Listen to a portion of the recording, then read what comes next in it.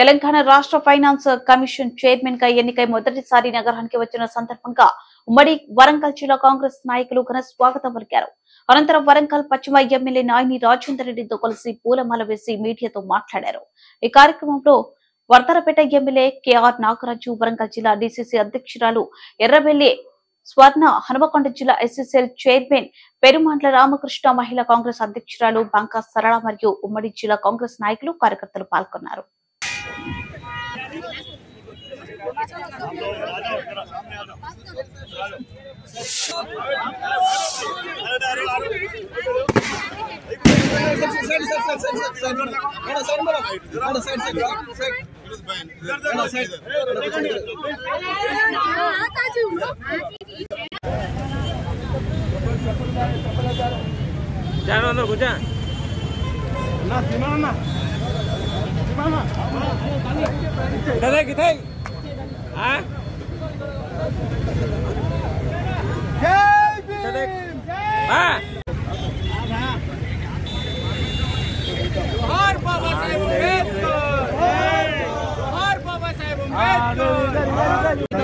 అందరికీ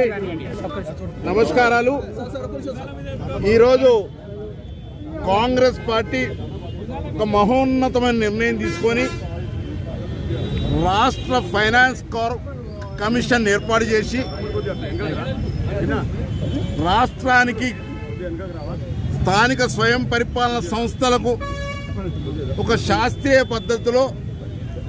నిధులను కేటాయింపు చేయాలని, గ్రామ పంచాయతీల బలోపేతమే దేశ ప్రజాస్వామ్య బలోపేతమని, గ్రామ స్వరాజ్యమే దేశ స్వరాజ్యమని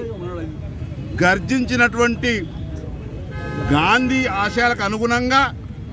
కాంగ్రెస్ పార్టీ విధాన నిర్ణయాలకు అనుగుణంగా స్వాతంత్రం వచ్చిన నాడు కేంద్రంలో ఒక ప్రభుత్వం, రాష్ట్రంలో ఒక ప్రభుత్వం ఏర్పడ్డంత మాత్రాన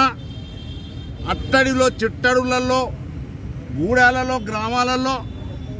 బస్తీలలో ఉన్నటువంటి ప్రజానీకానికి ప్రజాస్వామ్య ఫలాలు అందాలంటే స్వయం పరిపాలన సంస్థలను ఏర్పాటు చేసి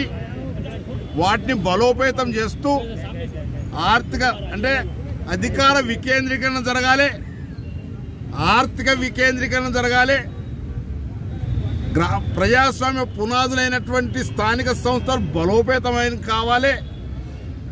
అధికారం ఒక్కరి ఇంట్లో ఉండకుండా రొటేషన్ పద్ధతిలో ఎస్సీ, ఎస్టీ, బీసీ మహిళలకు కూడా జరగాలి, ప్రతి 5 సంవత్సరాలకు ఒక ఎన్నిక జరగాలి, ప్రజలను చైతన్యం పూర్తి చేసి ప్రజాస్వామ్య ప్రక్రియలో అధిక సంఖ్యలో ప్రజలు చురుగ్గా పాల్గొన్నప్పుడే ప్రజాస్వామ్య ఫలాలు సామాన్య మానవునికి అందుతాయని స్వర్గీయ రాజీవ్ గాంధీ గారు 73, 74 రాజ్యాంగ సవరణ చేస్తే గత ప్రభుత్వం దాన్ని తుంగల దొక్కి ఏదో రాజకీయం మాట్లాడుతున్నా అనుకోకండి. గత 10 ఏళ్ల నుంచి మరి రాష్ట్ర ఫైనాన్స్ కమిషన్ అనేది లేదు. ఈరోజు పెద్దలు రేవంత్ రెడ్డి గారు, ఉప ముఖ్యమంత్రి బట్టి విక్రమార్క గారు అధికారం చేపట్టిన తర్వాత ప్రజాస్వామ్యాన్ని ప్రజల వద్దకు తీసుకుపోవాల్సిందే అని ఇవాళ రాష్ట్ర ఫైనాన్స్ కమిషన్ ఏర్పాటు చేసి దానిలో సుదీర్ఘమైన అనుభవం ఉన్నదని నన్ను గమనించి ఒక గురుతరమైన బాధ్యతను నా మీద పెట్టినందుకు ముఖ్యమంత్రి గారికి, ఉప ముఖ్యమంత్రి గారికి ధన్యవాదాలు తెలియజేసుకుంటూ, ఈరోజు ఈ ప్రజలు నన్ను ఆశీర్వదించి నన్ను దీవించడానికి వచ్చినటువంటి స్థానిక ఎమ్మెల్యే రాజేందర్ రెడ్డి గారికి, స్వర్ణమ్మ గారికి, అట్నే వర్ధన్నపేట ఎమ్మెల్యే నాగరాజు గారికి, మిగతా రాకుండా ఉన్నటువంటి పర్కాల ఎమ్మెల్యే కానీ, భూపాలపల్లి ఎమ్మెల్యే కానీ, మరి గన్పూర్ ఎమ్మెల్యే కానీ, పాలకుర్తి ఎమ్మెల్యేలు కానీ వారందరూ నన్ను ఎంతో ప్రోత్సహించి నా ఈ పదవి రావడానికి వాళ్ళ సహకారాలు అందించడం జరిగింది అనేటువంటి మాట తెలియజేసుకుంటూ, దీన్ని దీవించినటువంటి ప్రతి ఒక్కరికి నేను ఒకటే మాట చెప్తున్నాను. ఎస్, ఈ జన్మలో ఇది ఒక అదృష్టంగా భావిస్తా ఉన్నాను. తప్పగా పంచాయతీలను కానీ మున్సిపాలిటీలను కానీ బలోపేతం చేసే క్రమంలో నా శక్తిని, యుక్తిని, సామర్థ్యాన్ని, నా అనుభవాన్ని రంగరించి దానిలో ఒక గొప్ప రిపోర్ట్ను అందించడానికి ప్రయత్నం చేస్తానన్నమాట తెలియజేసుకుంటూ సెలవు తీసుకున్నాను. ధన్యవాదాలు.